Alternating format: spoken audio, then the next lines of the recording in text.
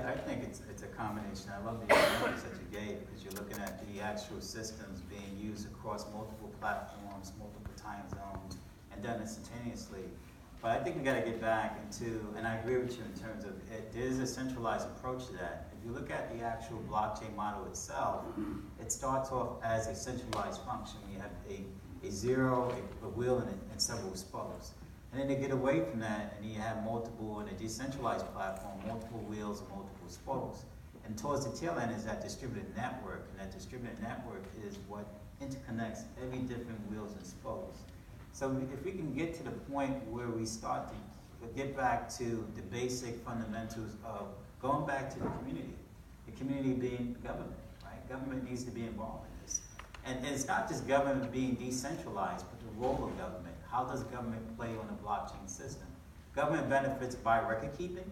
Government benefits by receiving data. There's a data management portion of that. They also are stakeholders. So going back to stakeholder modeling, when you're looking back, who are your stakeholders? Consumers, government, institutions, investors, all of them are part of the blockchain system, and they all benefit from a certain degree from it.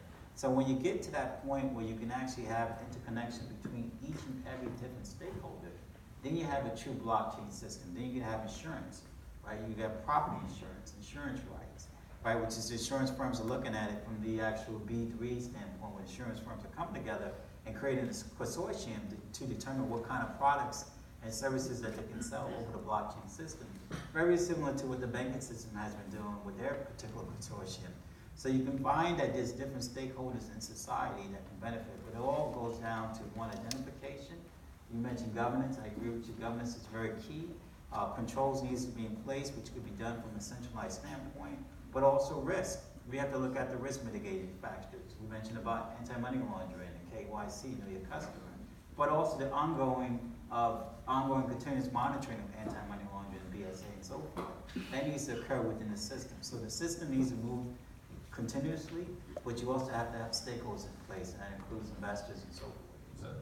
And I would argue that today, things that are reactive will become proactive. So in other words, there won't be, insider trading won't exist anymore because the smart contract literally won't let you trade. If it's an insider trade, it will know. So the SEC is in favor of this, and regulatory bodies are, because all of a sudden they're not putting people in jail, they're just stopping them from doing what was illegal to begin with. So I think it's a really distinct point when we think about this. Yeah, and so we touched on governance, and can we talk a little bit about what exactly is decentralized governance, and how does that work?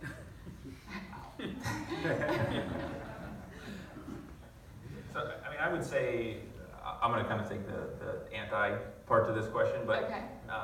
Companies are not decentralized, right? There is a company and it is centralized.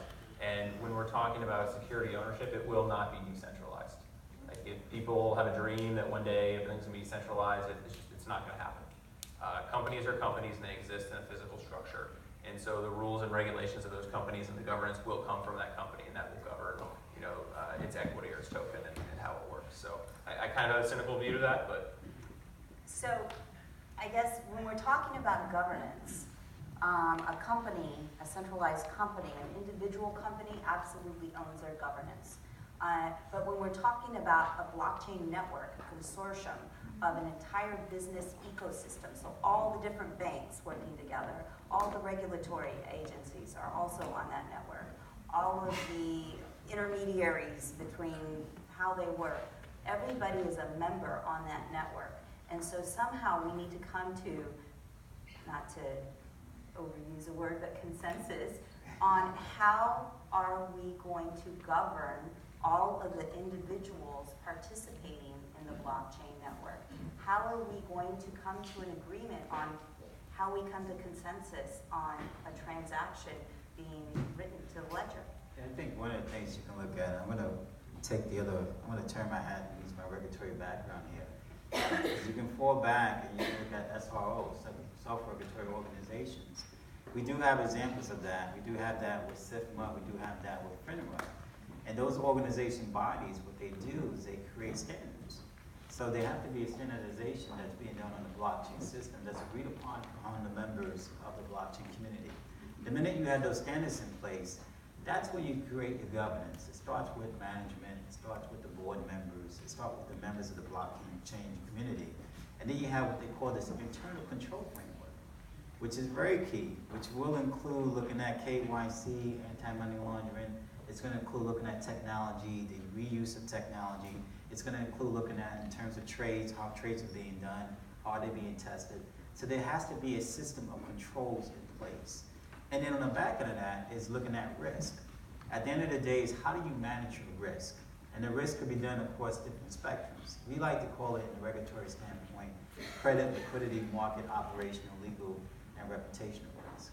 If you could do it along those lines, then what you do with that is you mitigate your actual risk, and you actually have a much more robust operating system, which is the blockchain system. Is that decentralized? That's not decentralized. So, yeah, So- that's a good question. So, That's I not do decentralized. believe But it is that a you, standardized, it is, not to cut you Yeah, off, yeah. it is a standard that needs to be agreed upon the Yes. members. That's really a key there. and that is a decentralized Right. organization coming to an agreement on, but when you come about how that is enforced, how those standards are enforced, and how that governance enforced, we generally, there's some LLC